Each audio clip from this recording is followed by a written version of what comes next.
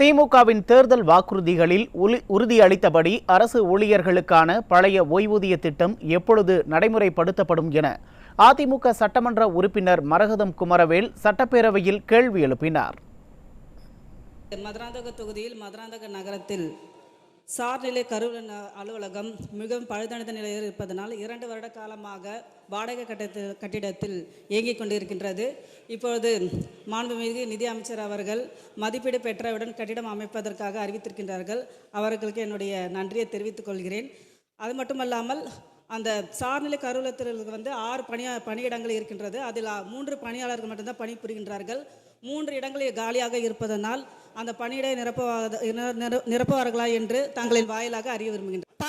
பழைய ஓய்வூதிய திட்டம் நிறைவேற்றப்படுமா என்பதை தங்கள் வாயிலாக அறிய விரும்புகின்றேன்.